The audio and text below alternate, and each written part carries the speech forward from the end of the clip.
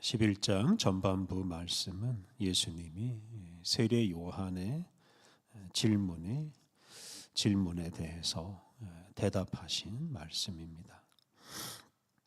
예수님은 당신이 그리스도 즉 메시아인 것을 의심하는 세례 요한과 그의 제자들에게 권력자들이 벌을 받고 자리에서 쫓겨나는 일보다 병든 사람, 또 가난한 사람, 장애인들, 죽은 자들이 회복되고 살아나는 것을 주목하라고 말씀하셨습니다. 예수님은 약하고 죄 많은 사람을 회복시키는 것이 바로 메시아가 하는 일이라고 말씀하셨습니다. 오늘 본문은 세례 요한의 제자들이 예수님을 떠난 후에 예수님께서 사람들에게 세례 요한에 대해서 하신 말씀입니다. 오늘 본문에서 예수님은 세례 요한의 시대와 당신의 시대는 완전히 다르다고 말씀하십니다. 세례 요한은 옛 언약, 즉 구약 시대 사람이고 예수님은 새 언약, 신약 시대를 시작하신 분이라고 말씀하십니다. 먼저 7절부터 11절 상반절 말씀은 예수님께서 세례 요한이 어떤 사람인지에 대해서 말씀하십니다. 7절과 8절 말씀, 그들이 떠나매 예수께서 무리에게 요한에 대하여 말씀하시되 너희가 무엇을 보려고 광야에 나갔더냐? 바람에 흔들리는 갈대냐? 그러면 너희가 무엇을 보려고 나갔더냐? 부드러운 옷 입은 사람이냐? 부드러운 옷을 입은 사람들은 왕궁에 있느니라. 세례 요한의 제자들이 떠나자 예수님이 무리에게 질문을 하십니다. 이 질문은 세례 요한에 관한 질문입니다. 너희가 무엇을 보러 광야에 나갔더냐? 라는 이 질문은 너희가 왜 광야에서 활동하는 세례 요한을 보러 갔느냐? 또는 광야에서 활동하는 세례 요한은 무엇이냐? 또는 누구냐? 하는 뜻입니다. 세례 요한이 광야에서 활동할 때 많은 사람들이 그 세례 요한을 보러 광야로 갔습니다. 근데 그 세례 요한은 바람에 흔들리는 갈대가 아닙니다. 이 갈대는 이리저리 흔들리는 사람을 비유하기도 하고 당시 갈릴리 지역을 다스리던 왕이었던 헤롯 안티파스를 가리키기도 합니다. 그 헤롯 안티파스가 그 동전을 만들 때 그 동전에 그 갈대를 새겨 넣었습니다. 그래서 그 갈대, 동전에 새겨진 그 갈대 때문에 헤롯 안티파스는 이 갈대가 바로 이 헤롯 안티파스를 상징하는 것이 되었습니다. 그래서 세례 요한이 바람에 흔들리는 갈대가 아니다라는 것은 그가 헤롯 같은 권력자가 아니다라는 뜻입니다. 세례 요한은 또한 부드러운 옷을 입은 사람도 아닙니다. 이는 세례 요한이 부드러운 옷, 즉 좋은 옷을 입고 사는 부자가 아니다라는 뜻입니다. 이렇게 광야에서 활동한 세례 요한은 헤롯 같은 권력자도 아니고 좋은 옷을 입고 사는 부자도 아닙니다. 사람들이 그런 권력자나 부자를 만나려고 했다면 광야로 갈 게 아니라 왕궁으로 갔을 것입니다. 9절에서 예수님은 세례 요한은 권력자나 부자가 아니라 선지자다라고 말씀하십니다. 9절, 그러면 너희가 어찌하여 나갔더냐? 선지자를 보기 위함이었더냐? 옳다, 내가 너희에게 이르노니 선지자보다 더 나은 자니라. 사람들이 문명시설이 하나도 없는 광야에 간 것은 그곳에서 선지자를 만나기 위함입니다. 즉 선지자 요한을 만나기 위함입니다. 그런데 예수님께서는 요한이 선지자인데 일반적인 선지자보다 더 나은 선지자, 더 위대한 선지자라고 평가하십니다. 10절을 보면 그 이유를 알 수 있습니다. 10절, 기록된 바 보라, 내가 내 사자를 네 앞에 보내노니 그가 내 길을 내 앞에 준비하리라 하신 것이 이 사람에 대한 말씀이니라. 여기 인용된 말씀은 말라기 3장 1절 말씀입니다.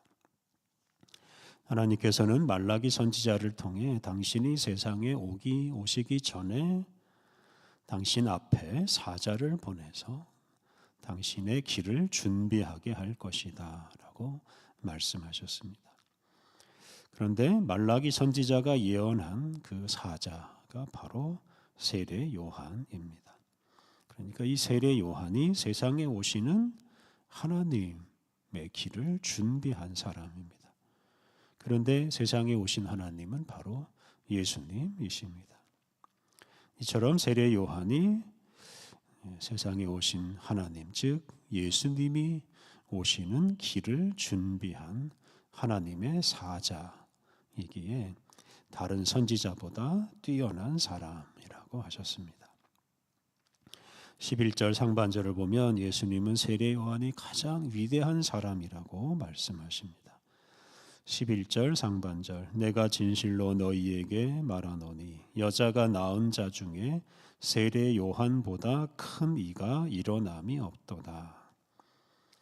세례 요한은 여자가 낳은 자, 즉 모든 사람 중에서 가장 큰 자라고 평가하셨습니다. 이 세상에 있는 모든 사람은 사실 다 여자가 낳은 자인데요. 그 여자가 낳은 모든 사람 중에 세례 요한만큼 위대한 사람이 없다고 말씀하셨습니다. 하나님이 오실 길을 준비한 사람이기에 바로 이런 평가를 받은 것입니다. 하나님이 오시는 길을 준비한 세례 요한은 바로 하나님 다음 가는 존재라고 평가할 수 있습니다. 예수님께서 이렇게 세례 요한에 대해서 말씀하신 후에 세례 요한은 구약 시대에 속한 사람이고 당신은 새로운 시대를 시작하였다라고 말씀하십니다. 11절 하반절, 그러나 천국에서는 극히 작은 자라도 그보다 크니라. 천국은 바로 예수님께서 선포하신 것인데요. 예수님은 천국이 가까이 왔다라고 선포하셨습니다. 예수님은 당신과 함께 이 세상에 천국, 하나님 나라가 임했다라고 말씀하셨습니다. 이 시대가 바로 신약 시대입니다.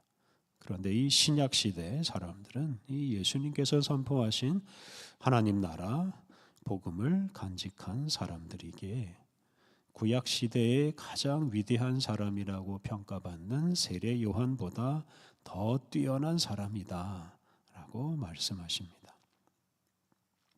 12절, 세례 요한의 때부터 지금까지 천국은 침노를 당하나니 침노하는 자는 빼앗느니라.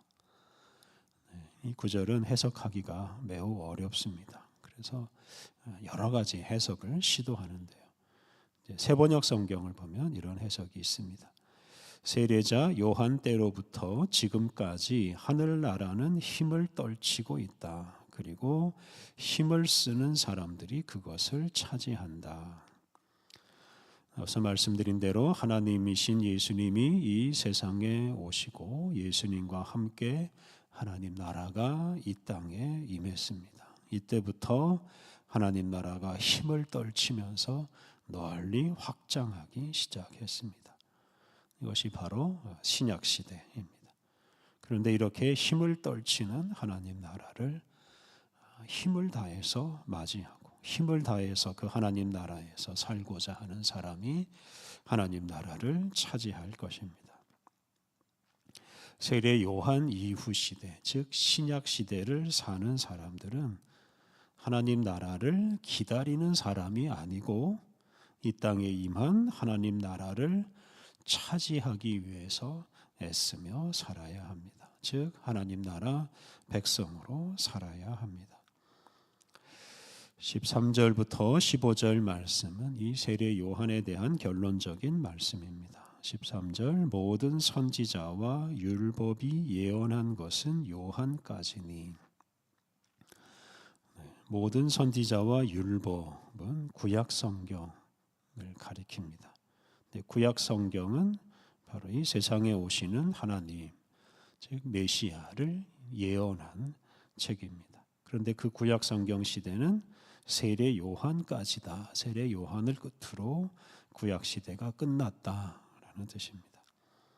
14절 만일 너희가 즐겨 받을진대 오리라 한 엘리야가 곧 이 사람이니라. 10절에서 세례 요한은 세상에 오시는 하나님의 길을 준비한 사람이라고 하였습니다. 그런데 말라기 4장 5절을 보면 그 하나님의 길을 준비하는 사람이 바로 엘리야다라고 말씀하시면서 하나님께서 엘리야를 보내실 것이다라고 말씀하셨습니다. 예수님께서는 그 말라기 4장 5절에 나오는 하나님의 사자 엘리야가 바로 이 세례 요한이다 라고 말씀하셨습니다. 15절 귀 있는 자는 들을지어다. 이 구절은 이제 스스로 깨달으라 하는 뜻입니다. 오늘 본문에서 예수님께서 명백하게 말씀하지 않으신 것이 있는데요. 그것은 당신이 세상에 오시는 하나님이시다라는 사실입니다. 이걸 명백하게 말하지 않았지만 이걸 스스로 깨달으라라는 뜻입니다. 오늘 본문에서 예수님은 세례 요한이 하나님의 길을 준비한 엘리야라고 말씀하셨습니다. 그런데 세례 요한은 예수님이 바로 자기 뒤에 오시는 하나님 또는 메시아다라고 선포했습니다. 그러므로 예수님이 바로 하나님이시고 세례 요한은 그 길을 준비한 사람입니다. 그리고 예수님과 함께 이 땅에 새로운 시대가 시작되었습니다. 그 시대가 바로 신약 시대입니다. 그래서 이 시대는 하나님 나라를 기다리는 시대가 아니라 하나님 나라를 차지하는 시대입니다. 예수님께서는 바로 이런 진리를 귀 있는 자들은 스스로 깨달으라고 말씀하셨습니다.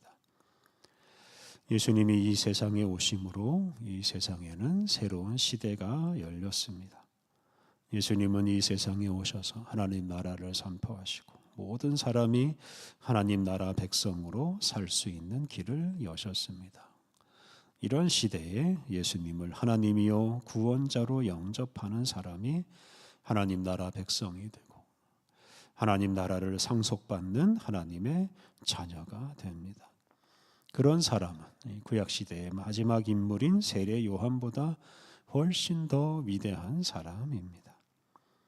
예수님과 함께 이 세상에 하나님 나라가 임하고 새로운 시대가 시작되었습니다.